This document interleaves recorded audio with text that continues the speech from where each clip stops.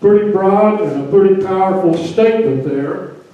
And I'd like to go back and talk to us a little bit here this evening, as I believe their form of government.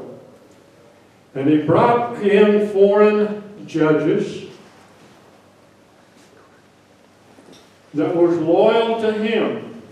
And I think that we still see those things happening today, don't we? He brought in foreign judges that was loyal to him. And he inserted foreign law, removed the people from their land, and took it for himself. He forced himself into the churches, took control, imposed heavy and burdensome taxes. Now this is some of the things that the people had as grievances at that time. And in 1100 AD, King Henry took the throne. And he had an Anglo-Saxon wife, and so he found some favor with the Anglo-Saxon people, but in general, Henry was not liked very well. And so the barons and the earls, they would not accept him as their ruler. They wouldn't obey his commands. The church archbishop would not accept him. So Henry began to play politics. Have we ever seen those things happen before? So Henry began to make some promises to the people. And he did this so that he could secure his throne and that he could be accepted by the people. Does politicians yet today do things in favor of people to gain acceptance for people? I think history repeats itself over and over and over again, and as we know that there is nothing new under the sun. What has happened will happen. Okay? In 1100, they made their first charter. And that charter was the Charter of Liberties. The people had risen up, and they had declared their liberty. The charter had 14 declarations signed by the king, by King Henry. So he signed their wishes and their declarations. He went right ahead and signed it. But in all reality, I don't think he ever believed in them. I don't think he ever thought that he would even pretend to keep them. But he did that to appease the people. And I think that's quite common in government today. And there was 14 declarations, and I want to read just a couple of them. And one of them says, I, Henry, shall end all oppressive practices which have been an evil presence in England. Now that's a pretty good promise, isn't it? That he would end all evil practices. And he said, no longer shall the heirs have to purchase their inheritance, but shall retrieve them through the force of law and custom. And so we see that evidently it was like an inheritance tax. So we didn't invent the inheritance tax, did we? It was like an inheritance tax that had been upon the people, and he promised them that no longer the people would have to buy their inheritance from the government. And isn't that what happens in our country today? We, the American people, work hard. Maybe can glean a few things that we call our own. The day comes that we pass on and we leave them behind, and what happens? Our families are taxed heavily. And I think maybe even at this present time, it's somewhere up around 55%. January 1st. 55%. Now that's a pretty heavy tax too. Are we under tyranny today?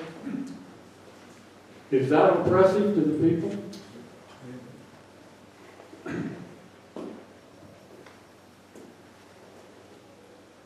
Tyranny returned very soon, as Henry never kept his word, nor the following kings. In 1200 AD, King John took the throne. He forced in an income tax, another new tax. He taxed the people, and those who could not or would not pay, they were arrested, imprisoned, and executed. Pretty severe penalty, wasn't it, for not paying taxes? He took control of the churches again and inserted himself and took power and control of all of the religious functions also. In 1215, there was another charter made, which was the Magna Carta.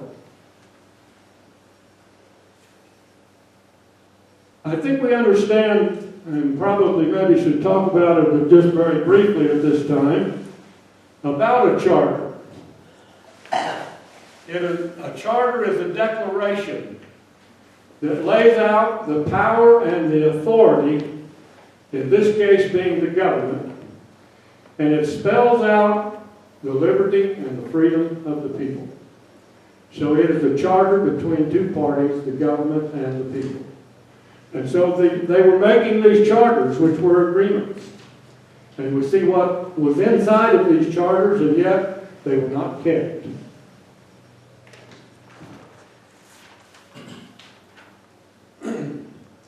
And the second charter they made was the Magna Carta in 1215. And it was a response to the Charter of Liberty, which had been broken, and the people had risen up and made demands for change. And then 25 men went before the king and made their demands known for the king to observe and to follow. The people demanded their rights. But through the course of time, the kings paid very little attention to the people, but did as they pleased. And tyranny continued.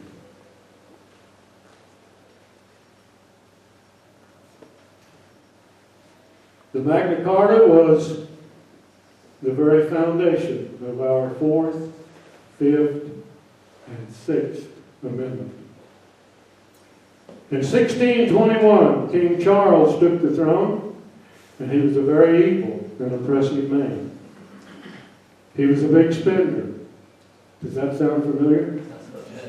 A big spender. Lived very lavishly. Inserted himself and his country into all the religious wars that was taking place. Can we relate to these things today?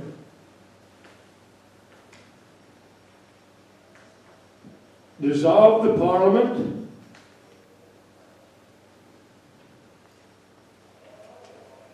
and it was strictly the king's rule. He could not collect taxes because he had dissolved the parliament, and they couldn't have taxing without representation. So what did he do? He forced the people to loan the government money.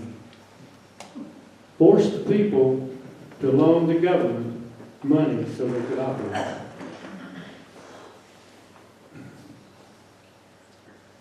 And he forced the people to house the soldiers in their own houses.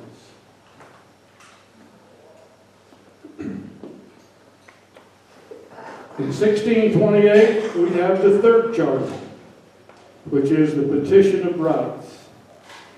And I like the way this Petition of Rights began. This was written by one of the Parliament members, Sir Edward Coke, and he started like this. And he said, "Liberty is the inherent possession of men, and not a gift of government." That's a good thing for us to remember today. that our rights were God-given, and government does not give rights. But do they take them away? Will they take them away? I think we're all aware.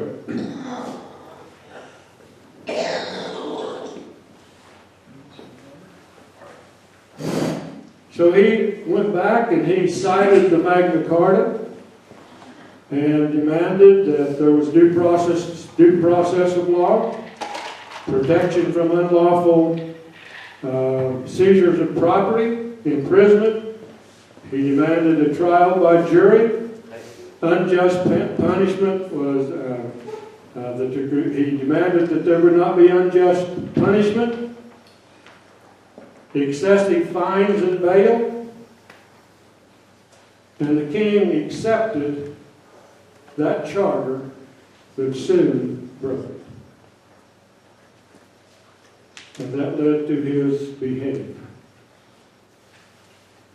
In 1641, we have another charter called the Grand Remonstrance.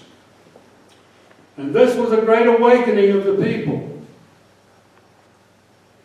And you know, it looks like, as we look through history, that things have to get pretty difficult. They have to get pretty severe many times before there is an awakening of the people. And I trust that somewhere along the line that we can awaken before things get nearly as severe as it has in the past. In the history of these people here that we're reading about tonight, I trust that we can be awake and we can be alerted and we can do those things that would be just and honest.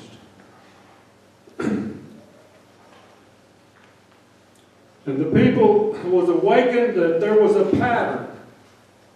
Here we've had 400 or 500 years of the same pattern over and over and over again, even though we had the charters that promised us our liberty.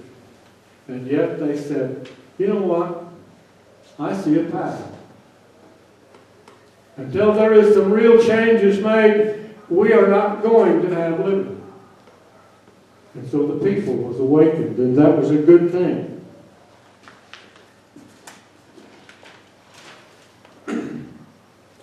In 1688, King James II took the throne, and there was a glorious revolution brought about, and there was the overthrow of King James II. William III made a successful invasion of England with a Dutch fleet into what they called a bloodless revolution. And in 1689, they made their fifth charter, which was the English Bill of Rights. And they reinstated Parliament. The Bill of Rights was an act of Parliament, along with the Magna Carta and the Petition of Rights. The Bill of Rights limited the power and authority of government, declared that men had inalienable God-given rights. This document was a precursor of our Constitution and Bill of Rights. It was the root of our First, Second, Third, Fourth, Fifth, Sixth Amendments. And when the first American colonies were formed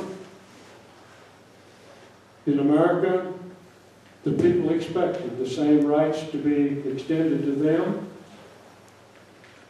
that had been to the people of England. And when they were denied, it led to the Revolutionary War and the Declaration of Independence. The Declaration of Independence and the Constitution, as drafted and ratified, is our charter today.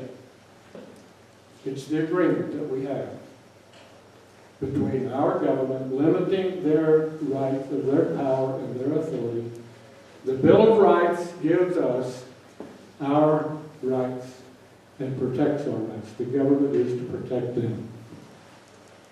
So I'd like to ask us a few questions here this evening. Is our charter today being taken away? Is it being eroded? Is it being ignored today by our government? Of course. Isn't that exactly what happened through the history we just went through? It was eroded, it was diluted, and it was taken away. Eventually, just completely done away with. Does that cause you to tremble a little bit this evening?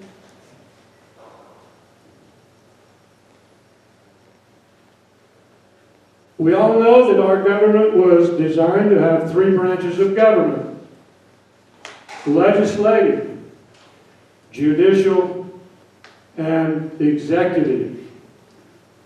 Could I ask you, are they following the charter today?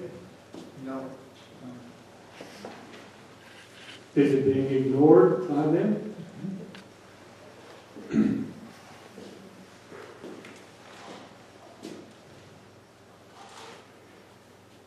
Is our First Amendment being challenged? We know what that is, don't we? Our First Amendment. Is it not being challenged? Is it not being eroded away? Piece by piece, little by little.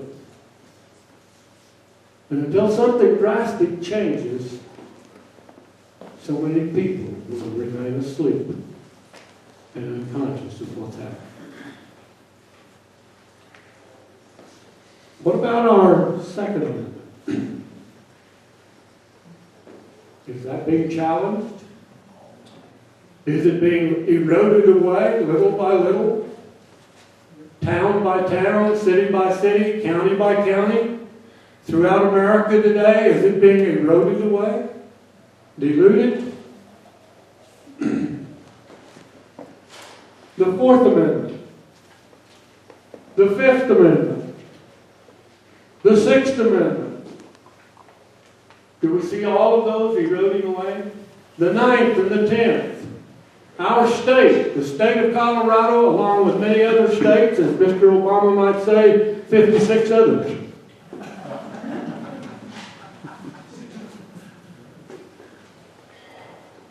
They're losing their power. Or should I say, we're giving it away. They can't take anything that we won't let them have. Our states need to stand up today. We need men with backbones. We need men with understanding. We need virtuous, honest, upright men that will stand for those things that are good and equal and follow the charter that's been left for them. I see these things all being eroded away.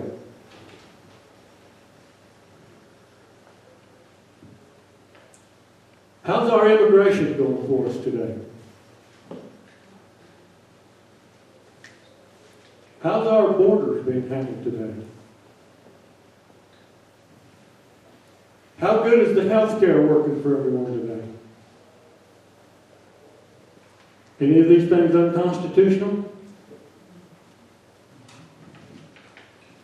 We, the people, let them happen. As we see all these things transpiring around us today, could I ask the question,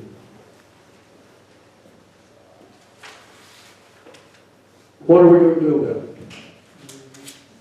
I see a lot of people sit here this evening and they shook their heads as I asked questions, went through the list that we went through. Seen a lot of people shaking their heads this way. And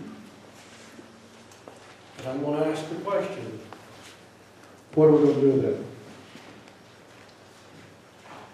What should we do about it?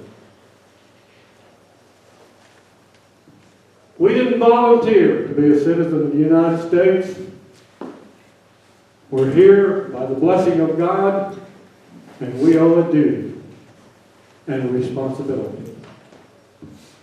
It's not by choice. It's a duty that we owe. And I want to read some more of the Declaration of Independence. We hold these truths to be self-evident that all men are created equal and that they are endowed by their Creator with certain inalienable rights, that among these are life, liberty, and the pursuit of happiness, and that to secure these rights, governments are instituted among men, deriving their just powers from the consent of the government. Our form of government was designed that they should not and could not do anything except it be by the consent of the people.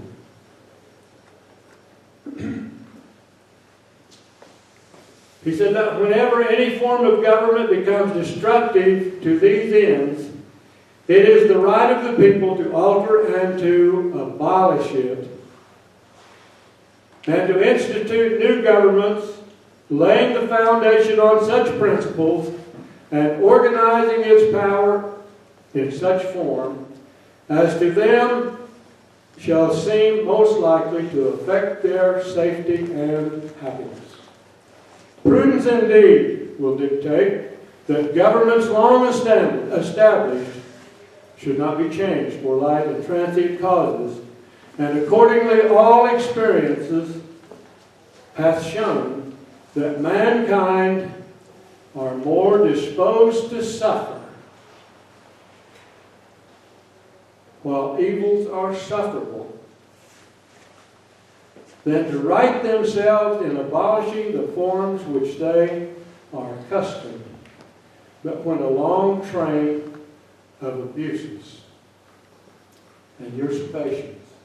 Have we not followed a long train of usurpations and abuses, pursuing invariably the same object, evinces a design to reduce them under absolute despotism? That's the end of the road, people. If we don't stand up and we don't make a difference, that's the end of the road. Are we headed down that road?